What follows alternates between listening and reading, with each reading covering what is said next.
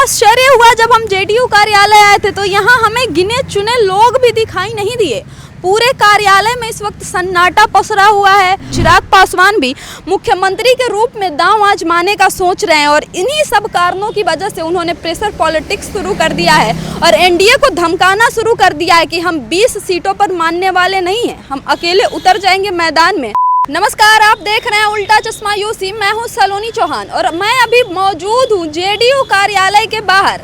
हम जरा ये देखने आए हैं कि कार्यालय में कितनी भीड़ चल रही है, किसी पार्टी के ऑफिस में कितनी भीड़ है, कितने लोग आ रहे हैं जा रहे हैं। इससे ये पता चलता है कि किस पार्टी में जो टिकट का डिमांड है वो ज़्यादा है, किस पार्टी से लोग किस्मत आजमाना चाह रहे हैं और किस पार्टी में दावेदारों की संख्या ज़्यादा है, दावेदारी ज़्यादा बढ़ती है, कहाँ कितनी चहल पहल है और कहाँ कितनी टिकट का डिमांड हो रहा है। तो बड़ा आश्चर्य हुआ जब हम जेडीयू कार्यालय आए थे तो यहाँ हमें गिने चुने लोग भी दिखाई नहीं दिए। पूरे कार्यालय में इस वक्त सन्नाटा पसरा हुआ है और एक लोग दो जो हैं वो दिखाई दे रहे हैं और एक दो जो गार्ड है वहीं बस दिखाई दे रहे हैं। इन सब के बीच जो एनडीए है वहाँ सीटों के बंटवारे को लेकर लगातार खींचातान हो रही है, लगातार विचार विमर्श हो रहा है, मंथन किया जा रहा है और जो कहा जा रहा है कि चिराग पासवान हो सकता है एनडीए का दामन छोड़ दे, क्योंकि चिराग पासवान एक अलग ही तेवर दिखा रहे हैं जो नीतीश कुमार की टेंशन बढ़ाने के लिए काफ़ी है। जिस तरह से चिराग पासवान लगातार एक पर एक बयान दे रहे हैं और उनके जो जीजा हैं, जो बेहद करीबी भी माने जाते हैं अरुण भारती, वो जिस तरह के ट्वीट कर रहे हैं, जिस तरह की बयानबाजी कर रहे हैं, उससे कहीं ना कहीं जो जेडीयू है उसकी भी टेंशन बढ़ती हुई दिखाई दे रही है, जो बीजेपी है उसकी भी टेंशन बढ़ते हुए दिखाई दे रही है। और कुल मिलाकर कहे तो एनडीए में इस वक्त जरा टेंशन का माहौल चल रहा है सीटों के खींचतान को लेकर। आपको बताएं तो जो दैनिक भास्कर की रिपोर्ट आई है उसके हिसाब से एक बार दिखा दीजिए कैसे गाड़ियों की आवाजाही एक दो अब होने लगी है।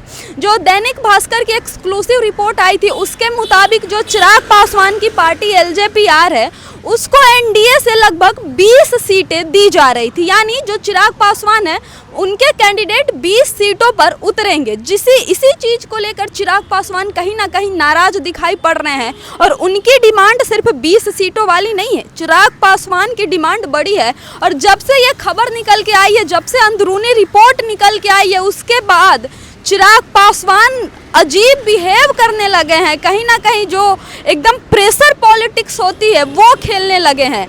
इससे पहले जब मुजफ्फरपुर में उनकी रैली थी तब लोगों ने वहां नारा लगाया कि हमारा मुख्यमंत्री कैसा हो तो चिराग पासवान जैसा हो, यानी चिराग पासवान कहीं ना कहीं बिहार के मुख्यमंत्री बनने का भी एक ख्वाब देखते हैं। इसके अलावा जो नीतीश कुमार है अब उनकी उम्र भी हो गई है, इसको भी लेकर लगातार सवाल किए जाते हैं और चिराग पासवान युवा Bihar first Bihar first Bihari first का सोच लेके चलते हैं और कहीं ना कहीं युवाओं को प्रमोट करते हैं, युवाओं की बात करते हैं। तो वो ये दांव आजमाना चाह रहे हैं कि चिराग पासवान युवा भी है, बिहार फर्स्ट बिहारी फर्स्ट की बात भी करते हैं, तो क्यों ना बिहार में एक बड़ा ओहदा मिल जाए, चाहे वो कहीं ओहदा मुख्यमंत्री पद का ही क्यों ना हो या फिर उप मुख्यमंत्री का ही क्यों ना हो।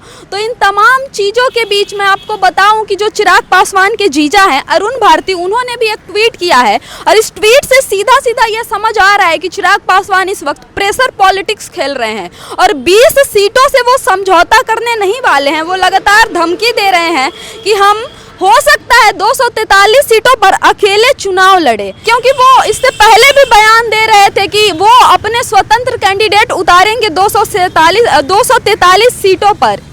इससे पहले भी वो बयान दे रहे थे कि वो अपने इंडिपेंडेंट कैंडिडेट उतारेंगे 243 सीटों पर, वो स्वतंत्र रूप से चुनाव लड़ेंगे। लेकिन एनडीए की जो मीटिंग वगैरह हुई उसके बाद ये कहा जा रहा है कि चिराग पासवान को 20 सीटें दी जाएंगी चुनाव लड़ने के लिए, जिससे चिराग पासवान संतुष्ट नहीं है। इन सबके बीच ही उनके जीजा अरुण भारती का आज ही सुबह 11:30 बजे के करीब में ये ट्वीट आया है। वो ट्वीट में जरा एक बार पढ़ के बताने की कोशिश करती हूँ। वो लिख रहे हैं, कार्यकर्ता ही हमारी पार्टी की असली रीढ़ है।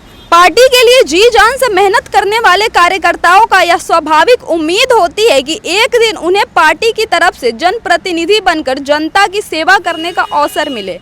2020 में जब गठबंधन धर्म के कारण हम अपने कार्यकर्ताओं की इस भावना और उम्मीदों को पूरा नहीं कर सके, तब हमने अकेले चुनाव लड़ने का साहसिक निर्णय लिया। यह केवल चुनावी राजनीति नहीं थी, बल्कि अपने कार्यकर्ताओं के भावनाओं का सम्मान था।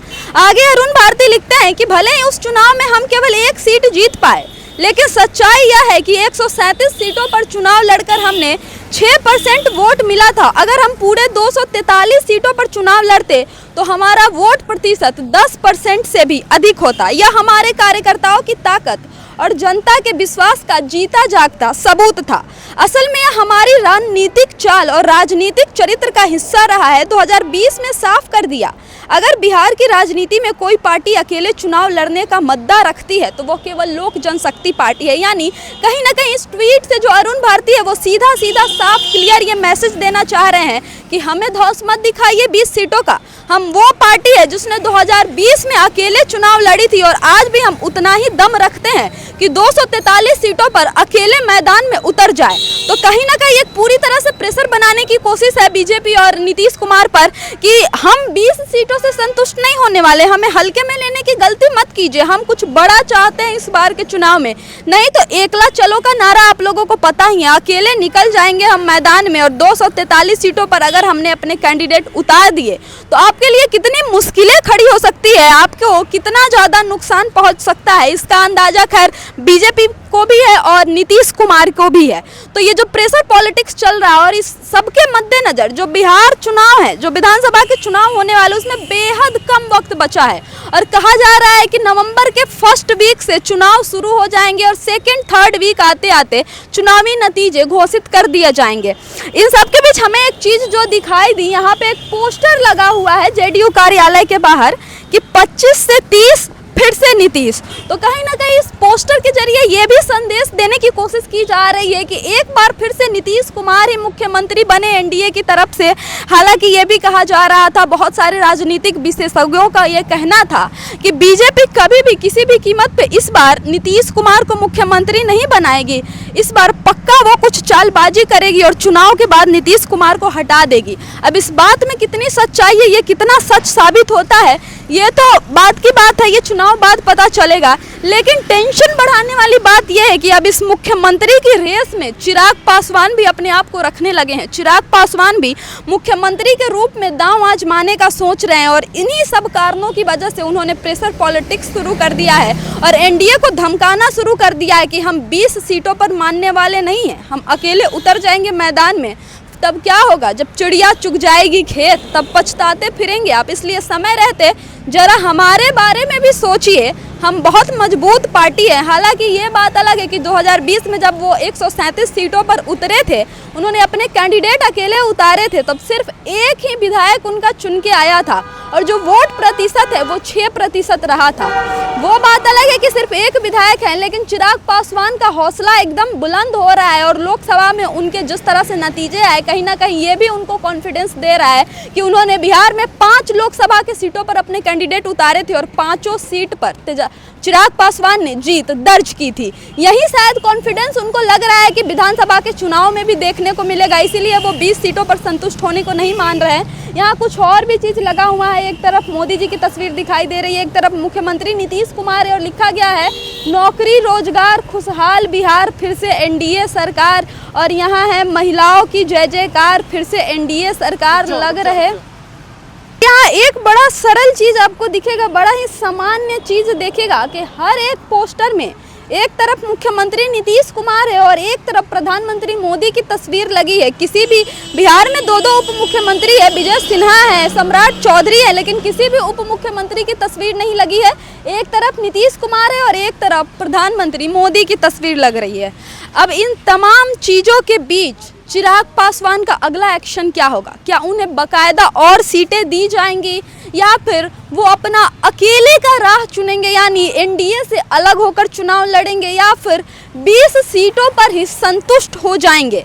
चिराग पासवान की अगला एक्शन क्या होगा, चिराग पासवान का अगला कदम क्या होगा, ये तो समय बताएगा। लेकिन इन सब के बीच जेडीयू में टेंशन बरकरार है, बहुत तगड़ा टेंशन चल रहा है भैया। अगर हम पिछले आंकड़े की बात कर ले, यानी 2020 के विधानसभा के चुनाव के नतीजों की बात कर ले, तो उस वक्त जो जेडीयू है वो कुल 115 सीटों पर चुनाव लड़ी थी और जीती कितने पे थी? 43 सीटों पे। और इस बार ऐसा कहा जा रहा है कि जिस तरह से नीतीश कुमार की मानसिक स्थिति हो गई है और लगातार सवाल खड़े किए जा रहे हैं और ये कहा जा रहा है कि बीजेपी नीतीश कुमार को चला रही है, यानी मुख्यमंत्री नीतीश कुमार तो जरूर है, वो देखने के लिए मुख्यमंत्री है, लेकिन जो सारे फैसले होते हैं, सारा डायरेक्शन होता है, वो बीजेपी ले रही है। और इस बार ऐसा कहा जा रहा है कि पिछली बार तो 43 सीटें भी जीत गए थे, लेकिन इस बार 43 सीटें भी जीतना जेडीयू के लिए मुश्किल होने वाली है। और शायद यही वो कारण है जो ऑफिस में पूरी तरह से सन्नाटा नजर आ रहा है, इक्का दुक्का लोग कहीं दूर दूर तक दिखाई दे रहे हैं। इन सब के बीच अब चिराग पासवान का फैसला क्या होगा, नीतीश कुमार का क्या होगा और बीजेपी क्या करेगी, ये तो वक्त ही बताएगा। लेकिन जो सीटों की मारामारी है, जो सीटों की खींचातान है, वो पूरी तरह से अब दिखाई दे रही है। आपस में ही नेता भिड़ते आ रहे हैं, एक दूसरे पर प्रेशर पॉलिटिक्स कर रहे हैं, एक दूसरे को धमकी देते आ रहे हैं कि हम अकेले लड़ लेंगे, नहीं तो हम दूसरी पार्टी में चले जाएंगे। तो एनडीए में पूरी तरह से इस वक्त तकरार का माहौल है। खैर, आगे जो कुछ भी अपडेट निकल के आएगा हम आपको जरूर बताएंगे, जरूर अपडेट करेंगे। तब तक के लिए देखते रहिए उल्टा चश्मा यूसी राजधानी पटना से मैं सलोनी चौहान, धन्यवाद।